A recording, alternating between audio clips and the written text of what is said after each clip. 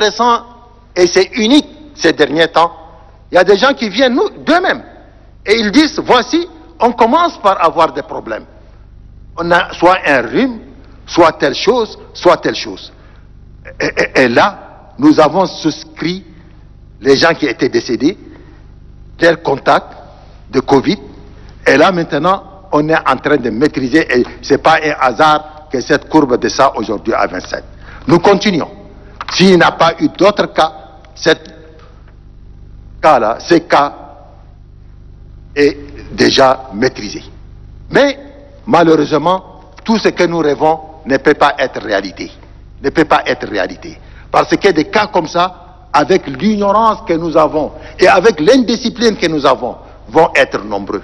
Nombreux. Nous pensons que ça va être nombreux. Pourquoi j'ai dit l'ignorance? Pourquoi j'ai dit l'indiscipline?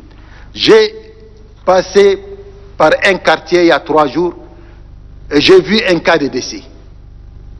Je vous jure que j'ai vu pratiquement plus de 100 personnes qui sont assises côte à côte pour accompagner la famille du gars qui est décédé. Et de l'autre côté, allez voir les femmes. Prenez juste votre temps et regardez les femmes. Elles s'enlacent pour pleurer. Et c'est les gouttelettes qui transportent les virus. C'est les gouttelettes qui... Les gens ils se mettent comme ça et ils commencent par pleurer. Et vous voulez maintenant que des cas comme ça n'arrivent pas? Honorable député. Mais ça, on fait la politique de l'Autriche. Moi, je suis un enseignant. Je dis ce que je pense. Il faut absolument que l'ignorance laisse la place. Et il faut absolument que l'indiscipline n'a pas sa place. Sinon, nous avons tenu tellement si bon. Mais des cas comme ça, nous ne pouvons pas contrôler. Je défie quiconque qui me dit le contraire. L'indiscipline, c'est la règle fondamentale. Les signes barrières, les mesures barrières. Si nous les respectons tous, la courbe va tomber. Nous allons atteindre notre point, le point critique. Et puis attendre, ça c'est pas le point critique. Loin de là. Quand je prends un hôtel, quand je prends des résidences jusqu'à 1200 lits, 1200 lits, hein, haut de gamme, ça a été fabriqué pour les étudiants. Ils ne l'ont jamais loué, ils ne l'ont jamais habité. Et quand on a posé la question à son Excellence, il a dit non. Après, on va les nettoyer, les pulvériser et les laisser aux étudiants. Mais pour le moment, on en a besoin. Les gens me parlent maintenant à la stade, mais là-bas, j'ai 9 hectares. J'ai eu de la place. Et nous avons installé notre bâche. Aller à l'estade? Non, là-bas, ils sont proches. Je voudrais aussi vous dire que tout ce que nous faisons, c'est pour le peuple tchadien. À l'heure où je vous parle, à 11h30, un avion devrait atterrir à N'Djamena, venant d'Accra. Il va atterrir aujourd'hui pour déposer 6 bâches d'hôpital de campagne et demain encore 6 autres. Nous avons eu ça 15 et les 3 seront déposés à Douala et viendront par la route. C'est un acquis. C'est un acquis. Pourquoi? Parce que maintenant, ça devient général. Ce n'est pas seulement N'Djamena. Il faut prévoir maintenant aller dans les provinces. Avec le C15, on peut s'en sortir parce qu'il y a certaines régions qui n'ont même pas la possibilité d'accueillir quoi que ce soit. Nous avons vu ça. Nous avons vu ça. Et nous allons maintenant, dans ce sens-là, aussi réfléchir sur la prise en charge. La prise en charge, quelqu'un vient de dire. On pouvait prendre en charge certains chez eux. On a déjà commencé. Certains chez eux.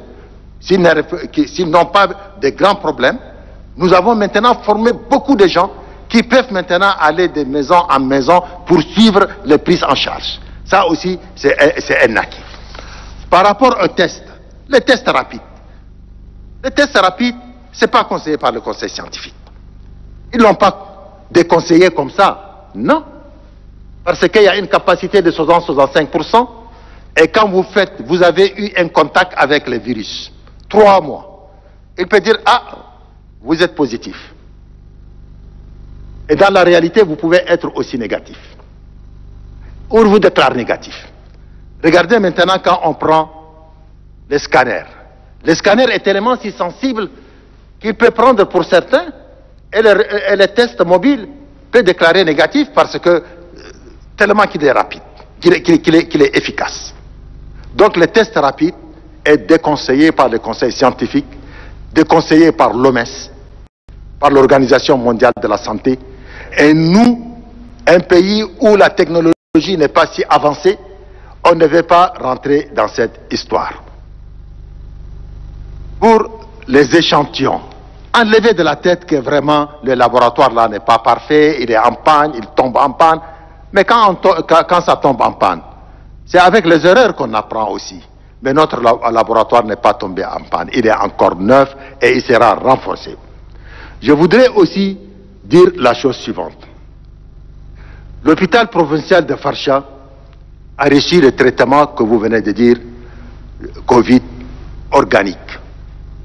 Certains m'ont appelé pour me dire, on a vu, il y a des gens qui boivent ça sur des bouteilles. Je vous avoue que ces Covid organique n'est pas venu en bouteille.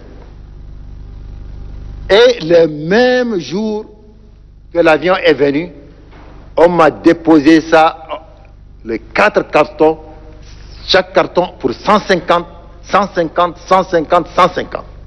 La même nuit, j'ai continué et j'ai appelé tous les staffs, y compris le directeur général des pharmacies et des laboratoires. Je lui ai dit de venir. À minuit, je les ai remis. Et imaginez comment on a fait de ça. Oui, la petite histoire. La petite histoire, on a commencé par décrire comment il faut faire. C'est curatif. Les 600 étaient curatifs. Le conseil scientifique se sont retrouvés.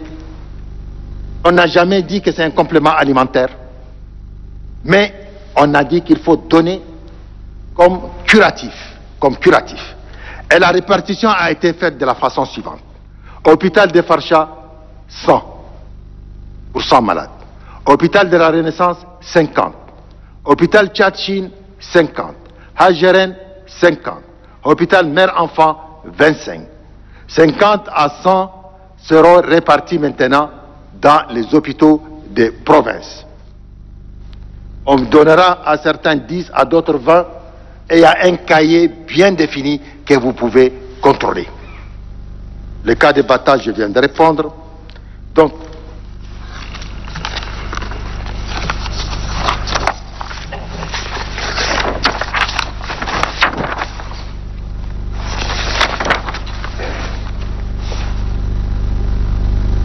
ok.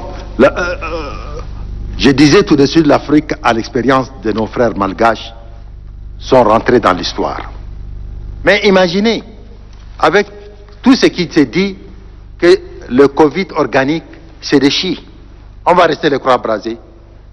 Nous avons un de nos frères, Dr Djidi, a fait 5 ans en Madagascar, 10 ans en Chine. Il nous a rencontrés. Nous avons été instruits par son Excellence le chef de l'État de créer toutes les conditions. Il était accompagné avec un nombre de ses collègues avec lesquels ils ont étudié ensemble. Et nous sommes en train de leur créer toutes les conditions. Et ils ont même travaillé avec ces genres de plantes. Nous sommes en train. Avant de venir ici, à 9 h, on s'est retrouvés. Le ministre des Finances nous a reçus ensemble. Nous sommes en train de travailler dans ce sens. Nous ne laissons pas des opportunités. Nos amis sénégalais ont déjà commencé, nous aussi on n'a pas croisé les bras. Et nous faisons appel à toute personne qui peut nous apporter des valeurs ajoutées, peut venir rentrer dans cette équipe. Imaginez la pharmacopée. Le MES reconnaît la pharmacopée. Au mois d'octobre, j'ai présidé une des rencontres de la pharmacopée. La pharmacopée maintenant doit être enseignée dans nos universités. Les plantes guérissent. Ils guérissent très bien. Mais il y a un autre problème, le calibrage. C'est pourquoi il faut l'enseigner et créer des gens capables maintenant de maîtriser ces plantes, de les maîtriser. Parce que le plus souvent, ils ont des conséquences. Et les conséquences sont lesquelles? Soit on utilise beaucoup qu'il faut, on détruit les reins et autre chose, et puis ainsi de suite. Mais elle est autorisée. Et nous ne faisons pas autre. Nous avons des conseillers dans le domaine de la dans ces domaines, et nous sommes en train de voir. Donc, en ce qui concerne certaines questions. La question relative à la pharmacopée aussi, j'ai répondu, un projet conçu par des experts fait son bon nombre de chemins. Oui, il est déjà conçu. Ils doivent même aller au Tibesti. Notre frère est de Tibesti. Il doit aller dans les 2 jours et il connaît cette plante qui pousse au Tibesti et il partira. Et il ne va pas s'arrêter seulement au Tibesti. Il va sillonner encore notre pays et voir toutes les capacités et les possibilités qui peuvent être maintenant pris en compte. Oui. Certains disent que nous avons laissé de côté les maladies telles que sida, paludisme. Non, non, non. Tous les programmes fonctionnent. Tous nos programmes fonctionnent. Le Covid, c'est une autre affaire. Nous avons affecté des médecins, des laborantins, des infectiologues qui doivent travailler dans ces cadres. Mais le reste continue à travailler. Nous ne pouvons pas les prendre et les affecter ailleurs. C'est la moindre des choses. Ça fonctionne très bien. Je vous confirme que ça fonctionne très, très bien. Oui. Non. Le laboratoire n'est pas unique. Mais pour le moment, c'est un laboratoire de haute précision. Ne le confondons pas avec les laboratoires qu'on a dans nos appels. Chaque laboratoire a un nom. Il y a des médicaments, il y a des laboratoires de contrôle des médicaments. Il y a des laboratoires de tests que nous faisons pour le typhoïde, pour autre chose, et puis ainsi de suite, pour la tuberculose, et ainsi de suite. Mais là, c'est des appareils, des laboratoires qui travaillent avec les types des armes biologiques, d'attaques biologiques. Et les attaques biologiques ne sont pas données à n'importe qui. Quand on travaille dans des tels laboratoires, on doit travailler avec une température qui va au-delà de moins 20, moins 50, moins 100, parce qu'il faut rendre les virus inertes, complètement inertes, qu'ils ne bougent pas avant de les manipuler. Donc ce n'est pas un laboratoire donné. Et c'est des laboratoires qui sont trop chers, qui coûtent les yeux de la tête. On profite, chers frères, de ces malheurs des virus pour équiper nos labos, pour équiper nos hôpitaux. Moi, quand j'étais venu au ministère, à la tête du ministère, j'ai visité quelques hôpitaux. Désolé, mais nos hôpitaux ne ressemblent pas à des hôpitaux. Mais nous voulons maintenant mettre tous les paquets que d'ici la fin de ces plans de contingence, on aurait dû équiper nos laboratoires, équiper nos hôpitaux de N'Djamena, des provinces et même des petits centres, des centres de santé. Le Tchadien a droit d'avoir réglé son problème de santé. Ce n'est pas un rêve. Mais ne nous tirons pas les uns et les autres. Mettons-nous tous ensemble comme un seul homme pour travailler, pour relever ces défis. Il n'est pas difficile ces défis-là. Mais il nous demande d'aller ensemble. Quand je rentre dans le Facebook, que je rentre rarement, et je dis, comment des gens qui peuvent être contents quand d'autres sont en malheur? Et il y a des cas de gens comme ça. Mais nous sommes en train de faire en sorte pour que, après ces problèmes, nous allons devenir très grands avec des hôpitaux d'excellence.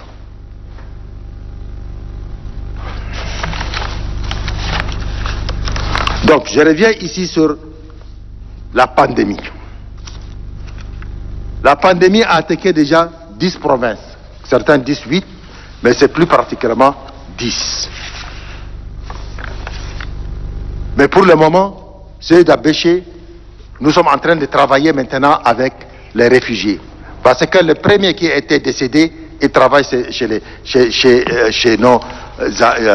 réfugiés. Les provinces qui sont attaquées. La province de N'Djamena, 1. Au lac, 2.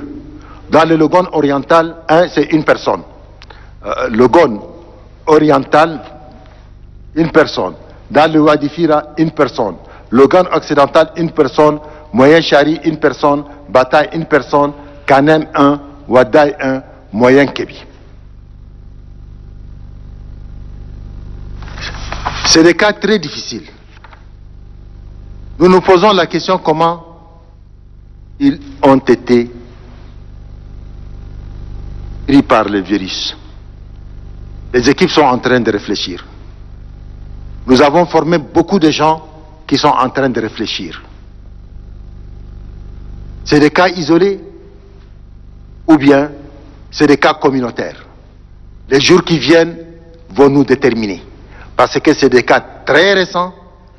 Beaucoup d'équipes sont à l'intérieur et il faut absolument décrire. Mais néanmoins, tous ceux qui étaient en contact avec lui ont été confinés et les gouverneurs sont en train de faire leur travail.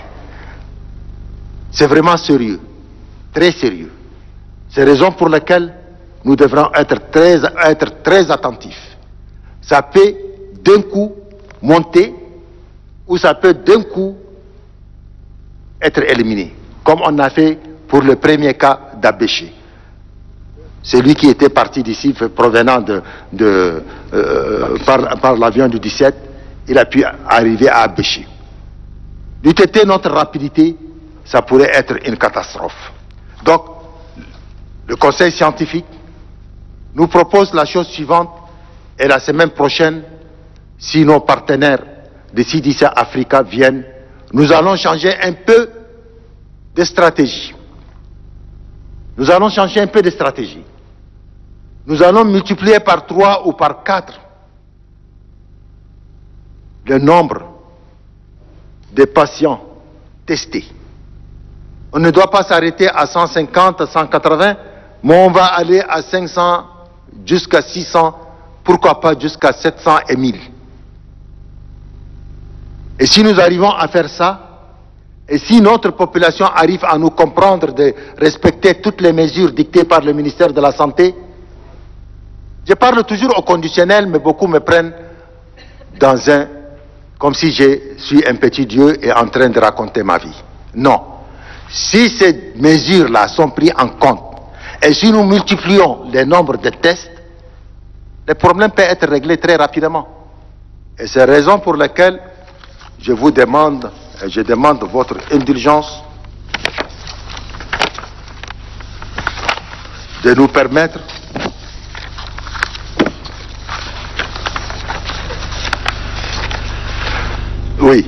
c'est le lieu d'informer les honorables députés que la période de l'état d'urgence sanitaire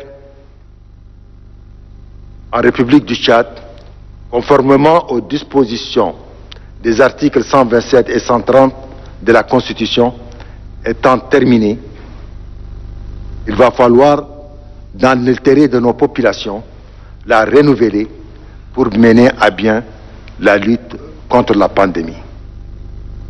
Je voudrais en toute humilité dire que nul n'est parfait.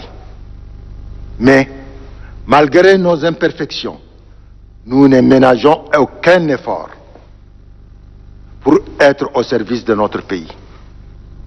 Dieu est témoin. Je reste ouvert à toutes les suggestions. Je prends toutes les critiques constructives pour des leçons ou pour des expériences, pour améliorer les rendements du ministère de la Santé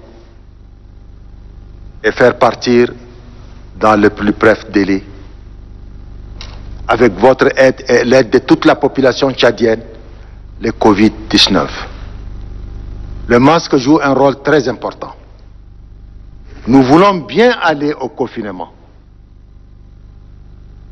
Posons-nous la question dans un pays où l'ignorance et l'indiscipline est aussi importante que ce que nous vivons. Certains me disent que nous avons 80% de gens analphabètes. Mais être analphabète n'est pas un problème. Mais suivre les mesures dictées, sinon on va mourir, peut être compris par tout le monde. Et si on va à l'affinement total, il y aura sûrement des problèmes. D'abord, les gens ne vont pas respecter et nous allons avoir des problèmes purement économiques. Le masque joue déjà un rôle très important. Il joue un rôle très important et si nous les appliquons à 100%, on peut même faire certains travaux. On peut travailler avec. On peut ouvrir son magasin. On demande seulement de respecter la distanciation et on demande seulement que les gens ne se mettent pas. On va faire comme pour les banques. Ils ont mis les gens dehors et un à un, les gens vont venir en respectant ça. Mais, monsieur le député, pourquoi la courbe ne va pas chuter? Pourquoi on ne va pas éliminer ça? Mais tant que la rigueur n'est pas sa place, mais le désordre va prendre place. Va prendre place. Comme disait un de mes grands frères, le député, il a passé par le marché et ça laisse à désirer. Ça laisse à désirer le marché. Il y a une émission qui a passé hier ou je ne sais pas avant-hier, ça laisse à désirer. Mais on dirait que cette maladie, ces virus n'arrivent qu'aux autres. Moi, je pense que nous sommes condamnés à aller ensemble. Le Tchad n'a pas échoué. Loin de là. Celui dit que le Tchad a échoué, qu'on bavarde, qu'on discute, qu'on pose les jalons, qu'on discute. Qu'est-ce que nous avons fait et qu'est-ce que nous n'avons pas fait? Nous avons fait quand même beaucoup de choses. Nous avons travaillé. Et nous avons mis les points sur les i pour avancer. Donc, moi, je pense que nous pouvons gagner, nous pouvons réussir. Je vous remercie et je reviendrai s'il y a des questions. Merci bien. Très bien. Merci beaucoup, monsieur le ministre de la Santé. Je voudrais inviter le ministre en charge de la Défense nationale et de la sécurité pour nous donner un peu les quelques résultats obtenus suite aux mesures qui ont été prises et également comment il entend corriger certaines imperfections. Parce qu'en fait, c'est peut-être de ça qu'il s'agit. Il n'est pas là? Ils sont allés prier. Donc, qui est Madame la ministre de l'Agriculture. Je pense qu'il y a beaucoup de questions concernant la campagne agricole. Comment vous allez vous organiser pour que les agriculteurs puissent aller au champ et revenir? Ce sont des questions sur lesquelles vous devez apporter des clarifications aux membres de la représentation nationale qui s'inquiètent énormément de la future campagne et également des intrants qui doivent être achetés par les uns et les autres pour lesquels évidemment les mesures qui ont été prises vont empêcher certains de venir dans les chefs-lieux de région, à la capitale pour pouvoir les acheter. Madame la ministre, vous avez la parole. La question au niveau du ministère de l'Agriculture ne se résume pas seulement à la relance des activités culturelles, mais nous sommes également impliqués sur ce qui est de la sécurité alimentaire, aussi la distribution des kits alimentaires, quand bien même cela ne ressort pas de la mission de l'ONASA. Mais compte tenu de la situation, nous sommes obligés de mettre la main dans la pâte et donc ce sont ces deux questions. Il y a des informations quand même apportées à la connaissance des représentants du peuple pour étayer certaines inquiétudes. Monsieur le Président, dès lors que le chef de l'État a fait la déclaration, il était d'abord question à ce que l'ONASA puisse assurer le stock de sécurité alimentaire. 25 milliards ont été annoncés et dont 5 milliards immédiatement mis à disposition de l'ONASA par le ministère des Finances. Sur cette question, dans les analyses et dans les travaux que nous avons effectués, on s'est dit qu'il fallait pas simplement voir le présent, donc dans la sécurisation du stock pour l'alimentation immédiate, mais également de réfléchir à comment nous comptons relancer la campagne agricole. Et donc avec nos partenaires techniques et financiers, il était question de voir un peu dans les portefeuilles des projets, là où ça peut déjà être déployé urgemment pour nous permettre de contrarier cette situation. Sur les 25 milliards, immédiatement les 5 sont mis à disposition. D'où aujourd'hui nous avons lancé des commandes de l'extérieur parce qu'il était question de ne pas créer la pénurie de céréales au niveau du pays. Donc il fallait regarder à l'extérieur pour nous permettre aussi de garantir ce qui existe déjà et que d'ici là nous pourrons toujours utiliser. Les commandes sont déjà lancées pour 6 milliards, dont le riz et le maïs, avec les fonds mis à disposition par les finances publiques. Maintenant, sur les 20 milliards, les 10 milliards doivent être mis à notre disposition par la Banque mondiale et les 10 autres par la BID.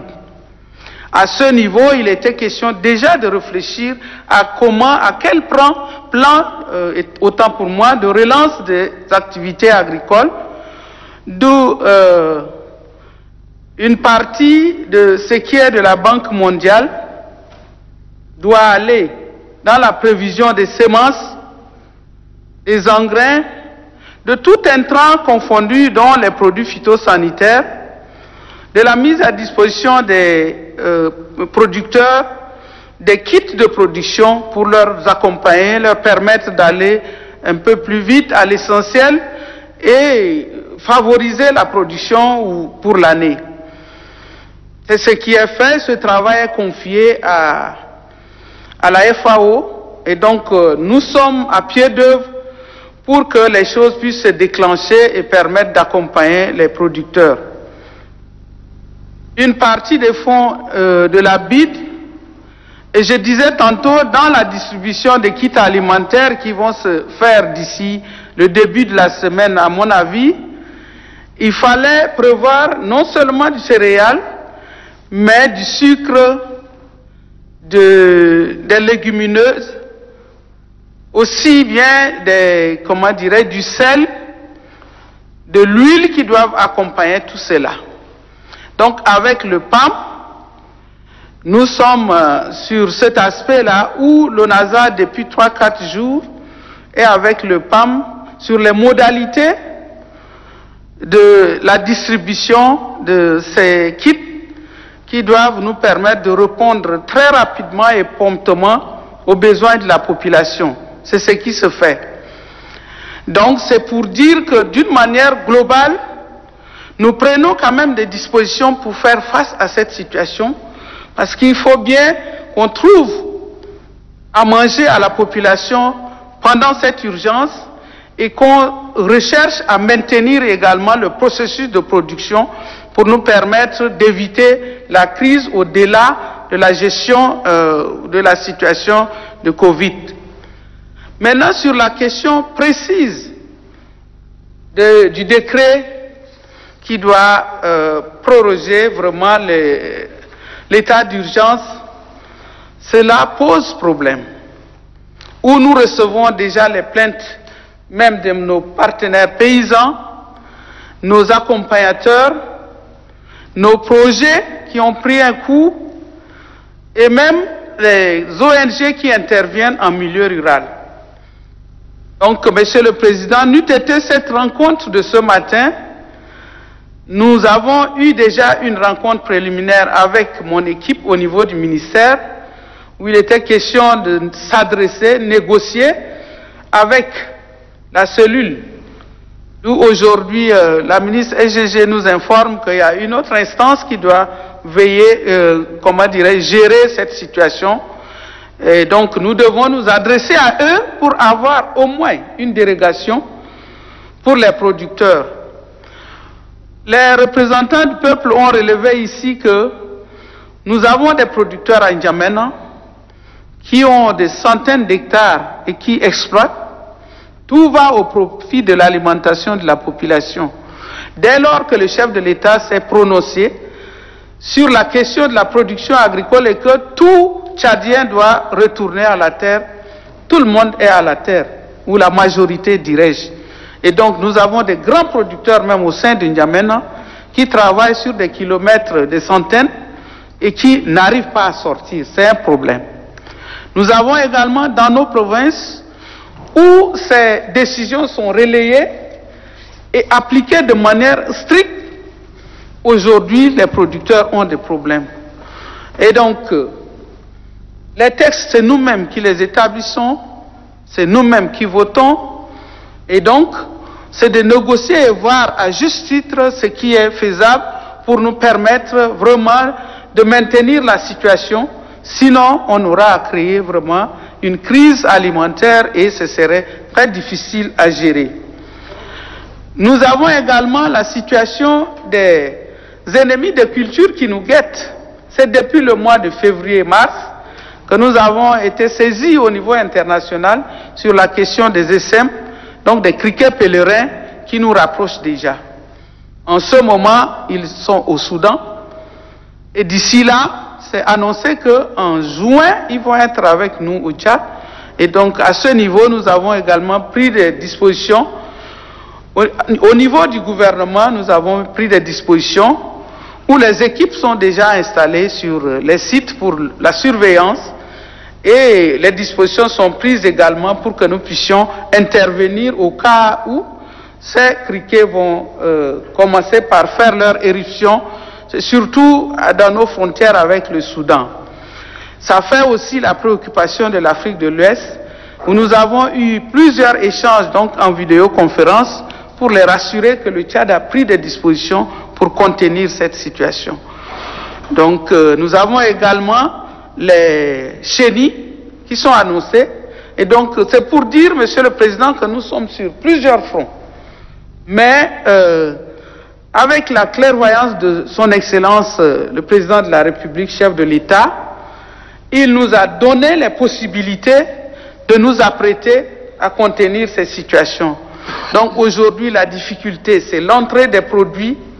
Sur place, c'est les marchés qui sont fermés. On a même des difficultés de trouver des appareils. Avec les reliquats des produits qui sont restés, nous pouvons déjà très rapidement intervenir, mais aujourd'hui, c'est la question de retrouver les appareils. Et nous sommes à pied d'œuvre également pour vraiment trouver des solutions à cette question. Donc nous allons échanger, nous rassurons que nous allons échanger avec les collègues ministres et de voir dans quelle mesure on pourrait avoir une dérogation pour permettre vraiment aux producteurs de se lancer dans la production pour que nous puissions vraiment, au-delà de cette situation de pandémie, maintenir la sécurité alimentaire au pays en faveur de toute la population. Donc voilà substantiellement, Monsieur le Président, les réponses que je peux déjà apporter à cette préoccupation que je trouve d'abord légitime, et je remercie les représentants, les élus du peuple pour se préoccuper de cette situation. Malade, il faut qu'on trouve à manger au moins. Et sans être alimenté, je pense qu'on est plus malade que si on était atteint de coronavirus. Donc voilà ce que je peux déjà dire en réponse à certaines questions qui ont été soulevées ici. Merci. Merci beaucoup, Madame la Ministre. Je vois que le ministre en charge de la Défense est là. J'aimerais lui donner quand même la parole pour qu'il essaie de nous expliquer un peu comment la mise en œuvre de ces arrêtés impacte sur les usagers de la route et également les usagers des marchés publics, et comment est-ce que les gens respectent réellement les consignes qui ont été prises par le gouvernement. Si elles ne sont pas respectées, qu'est-ce qu'on doit faire? Monsieur le ministre. Merci, Monsieur le Président de l'Assemblée, Madame, Messieurs les députés, Madame, Messieurs les membres du gouvernement, chers collègues. Donc, je ne vais pas tarder, je viendrai seulement en suivant les questions de Madame, Messieurs les députés. Quelques points touchent ou concernent mon département, surtout en ce qui concerne les mesures barrière qui est prise par le gouvernement, où nos hommes de forces de défense et sécurité sont chargés de l'appliquer. Monsieur le Président, je suis tout à fait d'accord que toutes les mesures qu'on a prises, depuis le début jusqu'à maintenant, ont un coût sur le social. Il faut qu'on s'assigne, il faut qu'on sache de ce qu'on est en train de faire. Parce que ces maladies nous a surpris. Et partout dans le monde, pour l'instant, nous pensons que c'est avec ces mesures qui, c'est vrai, qui jouent sur le social, qui limitent aussi la liberté, et c'est avec ça qu'on peut faire face à cette maladie. La question qui est revenue plusieurs fois, c'est concernant le dernier acte qu'on a pris pour mettre en quarantaine ou l'isoler la ville de N'Djamena et quelques provinces aussi, et les provinces aussi. Je voudrais rappeler que ce n'est pas une affaire administrative de N'Djamena, c'est-à-dire que ce n'est pas N'Djamena administratif ce qui nous concerne. Et ce n'est pas quelque chose qu'on l'a pris comme ça, les ministres. Non, on a réfléchi. Qui est censé connaître N'Djamena ou les habitants de N'Djamena plus que nous? Pas du tout, monsieur le député. Nous connaissons qui vit, où, et qui sont ces gens qui sont en dehors de N'Djamena. Les points que nous avons choisis autour de N'Djamena, c'est des points stratégiques et sécuritaires. Vous savez, nous avons à un moment fait un trou autour de N'Djamena. Parce que cette préoccupation est aussi évoquée par certains députés pour dire que, écoutez, si nous restons seulement sur le goudron, les gens peuvent entrer partout. Et c'est pour, effectivement, c'est pour éviter ça que nous avons mis nos barrières qui peuvent nous aider de mettre en fait en quarantaine. Il faut aussi voir le fond, qu'est-ce que nous cherchons. À travers ça, nous ne voulons pas donner une liberté à ceux qui sont dans le domaine administratif. Non. Notre objectif, nous pensons que la maladie est présente en N'Djamena et le mouvement des personnes en N'Djamena est plus important que dans les provinces. Et nous pensons que les malades de N'Djamena peuvent aller dans les provinces. Nous, ça nous arrange si les gens ne sortent pas, même s'ils sont en plein quartier de N'Djamena. Notre objectif, c'est ça.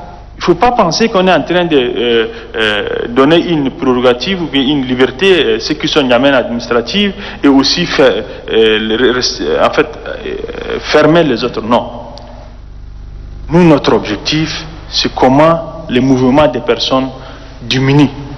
Et parce que à travers les conclusions de nos comités scientifiques, c'est le mouvement des personnes, c'est l'approche des personnes qui multiplie la maladie. Donc c'est pour cette raison que je voudrais vous dire que nous sommes conscients qu'on n'a pas respecté N'Djamena administratif, mais nous savons ce qu'on est en train de faire. Je suis tout à fait d'accord, ça joue. Et c'est pour cette raison, vous vous rappelez, nous avons échangé, on a donné 48 heures, surtout l'acte concernant N'Djamena, c'est pour dire à nos collègues membres du gouvernement, toute personne, à part les personnes travaillant dans le secteur santé et quelques services de finances, nous, on leur a donné des autorisations. Et pour les autres fonctionnaires qui sont, d'ailleurs, nous avons même suggéré, il y a un acte, je crois, un arrêté de ministre de la fonction publique que j'ai vu hier, qu'il faut ramener au service minimum. Ça veut dire, on sait qu'il y a des fonctionnaires qui seront en dehors de N'Djamena et pendant les 14 jours, ils ne vont pas venir en N'Djamena. Donc, on sait ce qu'on est en train de faire.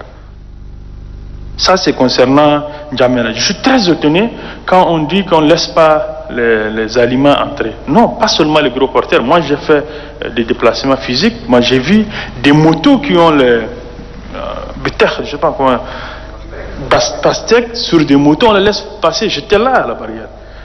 C'est-à-dire, il faut penser que ces hommes qui sont entrés, qui sont sur le rempart, c'est des êtres musulmans comme nous.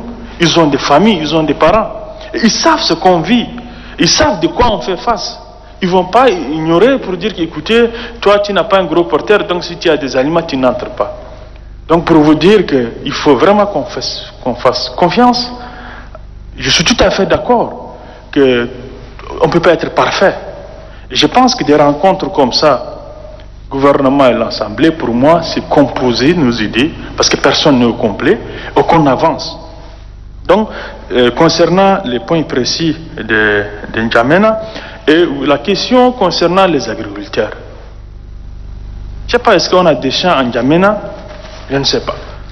Mais si vraiment des gens de population qui sont en dehors de N'Djamena et que leurs champs sont dans le périmètre où nous avons fermé, c'est vrai, on les empêche. C'est aussi un coût social, je suis d'accord. Et je ne sais pas si c'est normal qu'on aurait des champs dans la ville de N'Djamena. Concernant des agriculteurs qui sont en N'Djamena et qui veulent être dans leurs champs, moi j'étais contacté par des organisations des agriculteurs, par exemple, parce que je connais personnellement, parce que nous on a pris l'arrêté, on l'a donné 48 heures pour moi, je dis il n'y a pas de solution. Si vous voulez penser que 14 jours vous allez être dans vos champs, dans vos jardins, il faut aller avant les 48 heures. Après, parce qu'on ne peut pas faire demi-mesure. Donc, sur ce point, il se peut qu'il y a des gens peut-être qui ont des champs à l'intérieur de N'Djamena et que les forces de défense. Monsieur le président de l'Assemblée, madame, monsieur le député, donc ça c'est les quelques positions, mais si vous me permettez, j'ai aussi quelques observations. Et c'est comme je disais, depuis ces derniers temps, je suis devenu habitué en fait de l'Assemblée, parce que par rapport à la circonstance, mais en suivant des interventions de madame, monsieur le député, je me pose la question, est-ce que vraiment on est en train de dire ce qu'on veut vraiment? Je constate sur les interventions. C'est vrai, on dit beaucoup de choses. Nous gérons l'action gouvernementale. C'est normal que la population réagisse sur nos actions. Et ça nous permet à nous de corriger. Ils peuvent dire des mensonges, ils peuvent faire des trucs sur le Facebook, des réseaux, on n'a pas besoin de les répondre. Mais je pense quand même à des députés qui sont les représentants de la population, je pense que c'est important qu'on fait le point. Concernant les forces de défense et sécurité, tout à l'heure, un député me dit qu'il y a un véhicule qui arrête des gens pour taxer des fruits. Je pense que c'est des choses qu'on ne peut pas dire. Nous sommes tous des humains. Il ne faut pas qu'on profite parce qu'aujourd'hui, vous avez parlé beaucoup sur la sensibilisation et communication. Moi, j'ai vu, je ne suis pas de la matière, mais j'ai vu ailleurs, ou bien même au Tchad, quand on fait la communication, on prend un célèbre, un acteur, un footballeur, quelqu'un qui est connu, et on lui demande de passer le message. Les mêmes messages que n'importe qui peut le passer. Mais c'est parce que c'est sorti de la bouche de cette personne célèbre, il y a une prise de considération. Et les députés sont les mêmes, c'est des célèbres, c'est les représentants de la population. Si un député parle, c'est comme il protège la population. Et c'est comme nous, on les met en difficulté, surtout dans cette circonstance, je pense que ce n'est pas juste. Il ne faut pas qu'on profite de ce tableau, cette tribune, qu'on joue des campagnes politiques. Parce que j'ai senti, si un opposant parle, je sens comment il parle. Si je vois quelqu'un du majorité parle, je sens comment il parle. Je suis de nature une personne qui dit ce qu'il voit et qui dit ce qu'il pense. C'est vrai, on peut être des partis, appartenir à une parti politique, mais on a surtout, moi je sais que j'ai juré, on a juré pour servir. Et dans notre travail, nous ne pensons pas que, écoutez, celui de tel parti ou tel autre parti. Personnellement, dans notre travail, on ne tolère personne. En tout cas, dans la force de défense et sécurité, je ne peux pas dire que tout le monde fait de bon travail, mais ceux qui font des erreurs seront punis.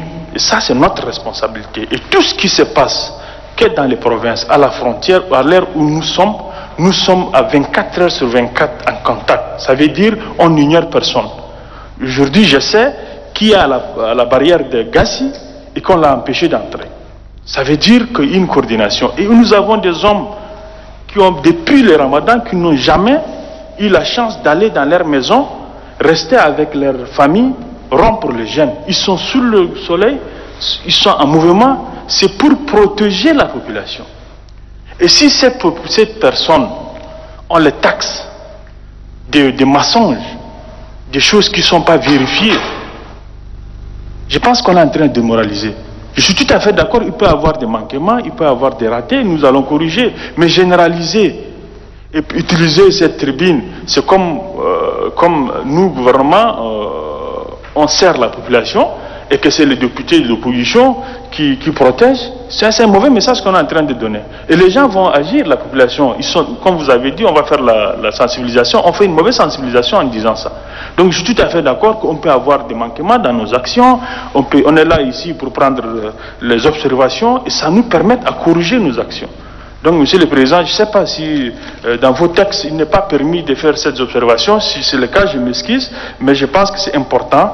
Et concernant le dernier point, sur la fête de Ramadan qui est en cours, par rapport à la dernière question ou préoccupation posée par le Président de l'Assemblée, concernant maintenant, quelle est la tendance de la population?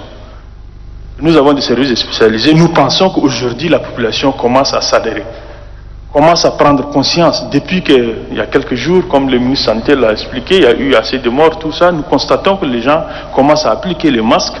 Et je pense que maintenant, les messages passent. Et ce qu'il faut faire, je pense, que si on a jugé utile de passer au confinement total pour l'ensemble du territoire, c'est une chose, mais pour la fête, je pense que ce n'est pas nécessaire.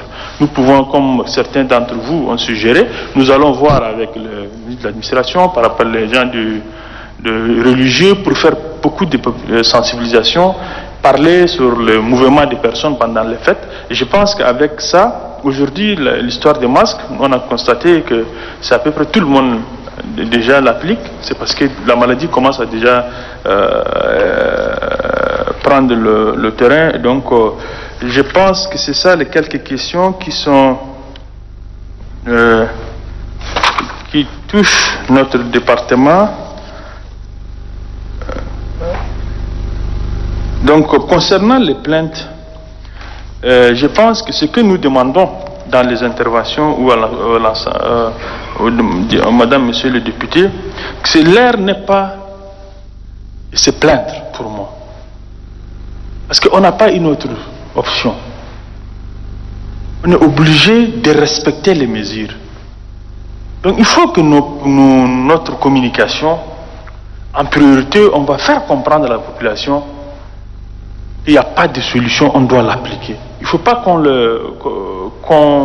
fait des communications, c'est comme on leur dit, écoutez, on vous oblige de appliquer en fait les mesures, c'est comme on est en train de leur priver de leur droit. Non. Nous sommes d'accord, on est conscient, on prend en compte s'il y a des éléments de force défense et sécurité ou d'autres qui dérapent, c'est notre mission et c'est notre rôle de mettre de l'ordre. Mais nous vous demandons que pour la population, il n'y a pas de choix. Ils sont obligés de respecter les mesures. Merci. Merci, Monsieur le ministre en charge de la Défense nationale. Le ministre de la Communication. Merci, Monsieur le Président de l'Assemblée nationale. Je voudrais tout d'abord remercier tous les députés qui se sont intéressés à l'actualité ce dernier temps et qui ont posé des questions pertinentes. Particulièrement, je n'ai pas une question appropriée au ministère de la Communication, mais indirectement nous sommes interpellés parce que la communication a une mission transversale, elle accompagne tous les autres départements et donc c'est que certaines de vos questions nous intéressent et on va tenter de vous amener quelques éléments de réponse. Et avec la permission du président, puisque nous sommes dans une solidarité gouvernementale, il a été également posé quelques questions à certains de nos collègues qui sont absents. Je vais tenter également de donner quelques réponses puisque j'ai assisté d'une manière ou d'une autre à certaines réunions qui me permettent d'avancer quelques éléments en attendant que ceux qui sont en charge de ces départements puissent vous donner d'amples explications. Merci, Monsieur le Président. Là, je voudrais répondre tout d'abord à la question posée par le député Ibn Daoud, qui parlait de ce programme qui a été adopté pour permettre aux élèves de suivre les cours à la maison ou bien sur Internet. Donc, le travail a été fait en collaboration avec le ministère de l'Éducation et le ministère de l'Enseignement supérieur. Nous avons cru utile pendant cette période de ne pas laisser les enfants à la maison sans pour autant rien faire. Et c'est comme ça qu'on avait conçu au niveau de la radio et de la télévision des programmes de cours à la maison et puis des applications qu'on a développées pour permettre également aux autres élèves, que ce soit du secondaire ou de l'enseignement supérieur, de suivre les cours, de se rattraper et d'avoir la main pour se préparer en conséquence par rapport aux examens futurs. Et donc la question qui a été posée, c'est que le programme n'arrive pas à atteindre tous les élèves.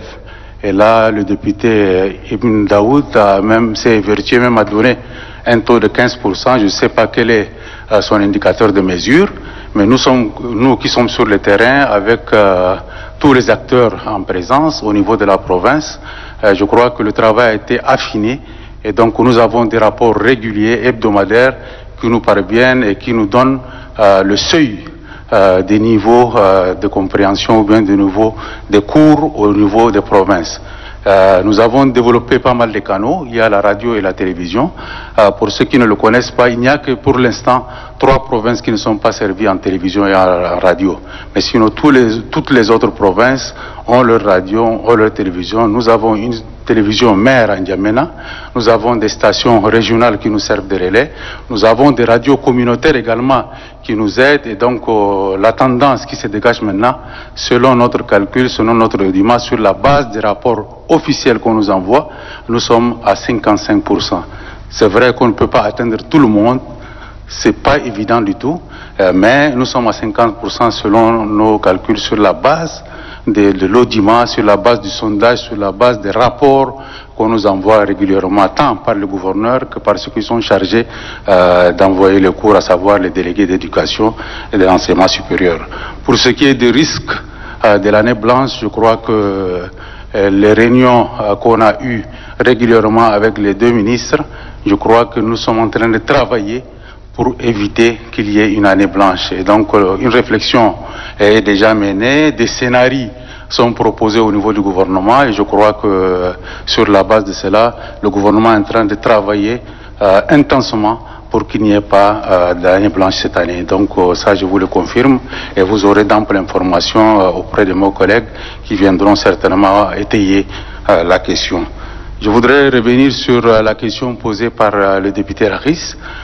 S'agissant de la préoccupation de l'eau et de l'électricité au niveau du chef-lieu du département de la province, département du Bata Ouest, province du Bata.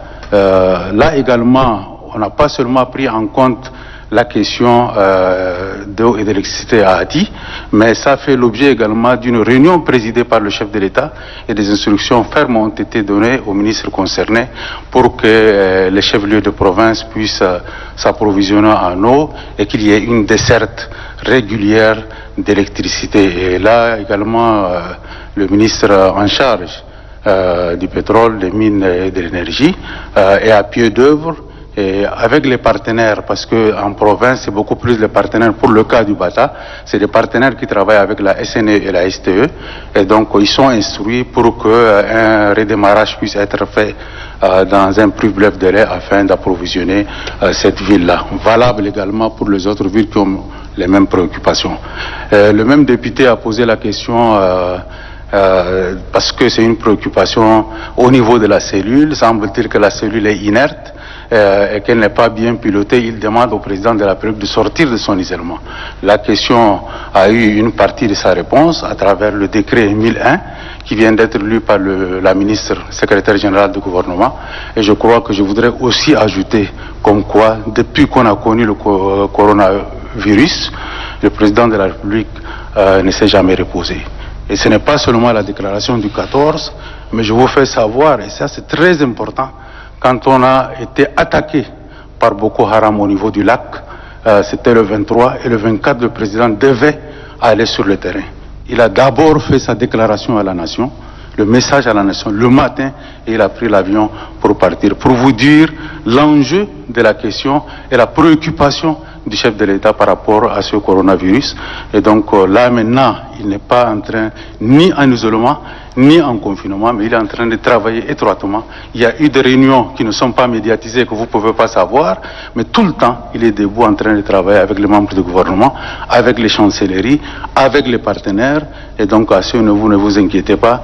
Heureusement que le décret qui vient d'être lu est présidé par lui-même et que vous allez le voir régulièrement sur le terrain pour vous rassurer que le chef de l'État a pris à bras le corps cette question de coronavirus et la question de la sécurité au niveau du pays et que donc il ne dort pas. Rare des présidents au niveau d'Afrique et du monde font comme ce qu'il est en train de faire. Donc ça c'est pour répondre à la question de notre député Rakis. Pour la question du confinement, notre collègue de la Défense a déjà parlé pour les 2-3 jours de la fête posée par la députée Hapsita. Et ça, c'est également une préoccupation du gouvernement. Nous sommes en train de faire en sorte que la pandémie ne puisse pas gagner beaucoup de terrain. Et donc, la réflexion est très bonne. À notre niveau, on ne peut pas tout de suite décider.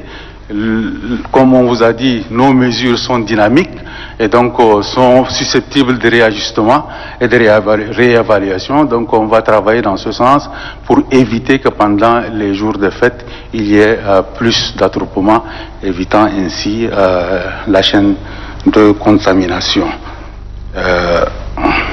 Monsieur le député Jim Bagaou et le député Tomal ont parlé de la sensibilisation. C'est vrai qu'on a, dans un premier temps, dans le cadre du plan d'action et de la stratégie de communication, travaillé en mettant l'accent sur les organes de presse.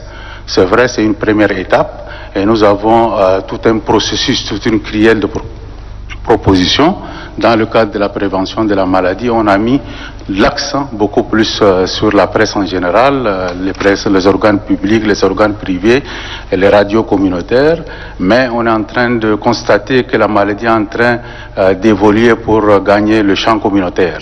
Et donc le champ communautaire, c'est vous les députés, c'est les leaders d'opinion, c'est les chefs de carré, les chefs de quartier, les chefs d'arrondissement, les religieux, les chefs traditionnels. À ce niveau, vous êtes aussi interpellés. Mais je suis un peu déçu quand j'apprends parmi les députés qui disent qu'effectivement on n'a que 2 membres au niveau de la cellule et qu'est-ce qu'ils font, il n'y a que des réunions. Je crois que le travail est un travail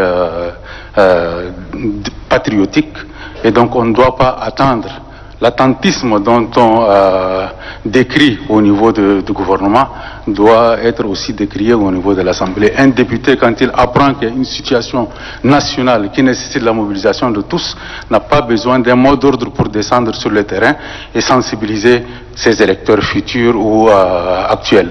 Donc à ce niveau, vous êtes interpellés et il ne faut pas attendre un mot d'ordre du gouvernement pour aller. Votre responsabilité est engagée et que vous devez aller sur le terrain pour travailler et puis sensibiliser la population afin d'éviter la propagation de cette maladie. Une dernière question qui a été posée, je prendrai le risque peut-être de donner quelques éléments, peut-être que mes collègues auront également à vous compléter. La question de la convention entre la Fondation Grand Cœur et la cellule de veille pose énormément de problèmes, à défrayer la chronique ces derniers temps. Mais moi je pense, en toute honnêteté, on est député, on a un mandat national. Quand il y a une situation de ce genre, il faut d'abord s'assurer avant d'agir. J'interpelle là notre grand frère l'aîné Saleh Kebzabo, qui a toute la possibilité de se rapprocher de la cellule pour avoir les vraies informations. La convention n'est pas cachée, la convention n'est pas opaque, la convention est là. Elle n'a qu'un seul objectif, c'est l'accompagnement social par la Fondation Grand Cœur. Et là, ce n'est pas seulement une convention signée uniquement par la Fondation Grand Cœur. Non, on a pas mal d'autres. L'exemple vient de vous être cité par le ministre de la Santé. Nous avons ADES, nous avons la Croix-Rouge et les dispositions de la convention sont ouvertes. On a dit que c'est ouvert à toute autre association ou fondation ou ONG qui peut apporter sa contribution. Donc, ne cherchons pas à dramatiser le problème. Nous avons toute la possibilité pour entrer en contact avec la cellule et avoir les vraies informations. C'est quand même pas du tout honnête pour certains qui travestissent la pensée même de la Fondation et qui ne se rapprochent pas de la cellule pour avoir les vraies informations et commencent déjà par faire des commentaires. Je n'en rajoute pas, mais je voudrais appeler le bon sens du président de l'UNDR de se rapprocher de la cellule et que la cellule travaille en toute transparence. Nous ne travaillons pas dans l'opacité et nous sommes prêts à vous fournir tous les éléments d'information pour éviter qu'il y ait des commentaires et des surenchères sur ce qui a été fait par le gouvernement. Nous n'avons aucune intention. Et la Fondation est là à sa place, elle est en train d'accompagner le gouvernement. Il n'y a aucune substitution du genre. Vous pouvez appeler les ministres concernés que vous avez cités, à savoir le ministère de l'Éducation, le ministère de la Santé et le ministère de l'Action sociale, pour savoir si effectivement la Fondation se substitue à ces ministères. À ce jour, je vous dis, parce que je suis acteur, j'étais secrétaire général de la Fondation et je vous le dis que la Fondation, jusqu'à preuve du contraire, n'a reçu aucun centime de l'État. Elle vient d'avoir le statut d'utilité publique, mais aucun centime ne tombait dans l'escarcelle de la Fondation. Et ça, rassurez-vous, elle fait avec ses partenaires, elle agit en toute capacité de négociation avec les partenaires, et ça se passe partout. Ce n'est pas seulement au Tchad. Pourquoi incriminer, pourquoi vilipender, pourquoi violenter, pourquoi discriminer cette fondation? Je crois que les autres peuvent le faire, mais les députés de vos rangs ne peuvent pas se permettre certaines libertés ou certaines informations gratuites. Je vous remercie. Merci, Monsieur le ministre de la Communication. Monsieur le ministre de la Justice, est-ce que l'état de droit est en difficulté? La presse est-elle en difficulté? Les droits humains des citoyens tchadiens sont-ils réellement en difficulté? Et qu'est-ce que vous faites? Merci. Si c'est vraiment on est en difficulté. Merci, Monsieur le ministre. Merci, Monsieur le Président. Honorable député, en fait, mon département n'a pas été directement interpellé par les préoccupations qui ont été soulevées par les députés tout à l'heure. Toujours est-il que solidarité gouvernementale oblige, je me dois de répondre à certaines préoccupations légitimes qui ont été soulevées par les députés. D'abord, j'ai entendu, effectivement, c'est la réalité, il y a eu quelques petites réactions par rapport au fait que certains agents des forces de défense et de sécurité ont chicoté certaines personnes qui n'ont pas respecté le couvre-feu. Effectivement, ces plaintes-là ont été entendues de partout. Néanmoins, il faut dire que c'est des gens qui sont zélés et il n'a pas été prévu comme sanction de la violation du couvre-feu le fait de tabasser des personnes. Sinon, il a été prévu comme sanction dans les textes que ceux qui ne respectent pas, par exemple, le couvre-feu ou le port obligatoire des masques doivent subir de 1 à 15 jours d'emprisonnement et une amende allant de 2 000 francs à 20 000 francs. Ça, c'est l'article 518 de notre code pénal qui le prévoit. Donc, c'est des contraventions de simple police qui sont punies d'un emprisonnement de 1 à 15 jours et d'une amende allant de 2 000 francs à 20 000 francs. Et depuis que le couvre-feu a été instauré, je crois qu'il y a eu une trentaine de personnes qui ont été déférées au niveau de la justice par les forces de l'ordre. Et ces gens-là se sont acquittés de leur amende de 20 000 francs et ils ont été libérés. Et en principe, si de ces agissements, si les forces de l'ordre ont pu chicoter des personnes ou ils leur ont pu causer des préjudices, ces personnes pourraient bien évidemment venir se plaindre parce qu'il n'est pas du tout de la mission des forces de l'ordre de donner des contraintes physiques à des personnes qui ont violé le couvre-feu. Parce que ce qui est prévu par la loi, c'est l'emprisonnement et c'est les amendes. Mais toujours est-il que comme dans toutes les institutions, et notamment au rang des forces de l'ordre, comme je l'ai dit la dernière fois, dont beaucoup nécessitent de formation, beaucoup nécessitent de sensibilisation, malgré les efforts qui sont faits par le gouvernement pour introduire dans les curricula de formation des forces de l'ordre les notions de droits de l'homme, leurs droits et devoirs par rapport à la population. Il subsiste malheureusement quelques agents zélés qui chaque fois vont au-delà de la mission qui leur a été confiée et ils font subir malheureusement des traitements que je qualifierais d'inhumains ou dégradants à certaines personnes alors que c'est des choses qui ne sont pas prévues par les textes. Donc voilà ce que j'ai voulu dire par rapport aux préoccupations qui ont été posées par je crois 2 députés à propos du fait que certaines personnes sont tabassées par les forces de l'ordre. Et par rapport aux préoccupations qui ont été soulevées par, je crois, 2 députés aussi sur le fait que le confinement de certaines villes empêche surtout les agriculteurs de vaquer à leurs occupations quotidiennes parce que nous sommes pratiquement en période de saison de culture.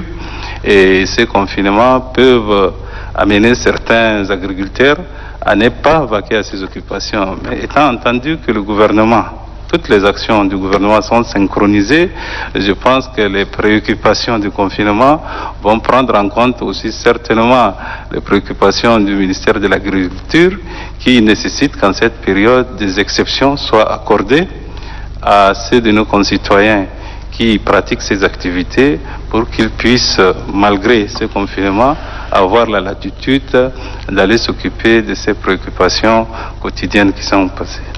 Donc, Monsieur le Président, moi, j'ai pas beaucoup de choses à dire, sinon pour dire que malgré les mesures qui sont prises par le gouvernement et les sanctions qui sont prévues, s'il y a des agents des forces de l'ordre ou ceux qui sont appelés à appliquer ces mesures et qui vont au-delà, ils peuvent répondre de leurs actes devant les juridictions et la voie est ouverte à ceux des citoyens qui estiment être lésés par le fait de certains agents zélés de se présenter à la justice pour réclamer la violation de leurs droits. Merci beaucoup.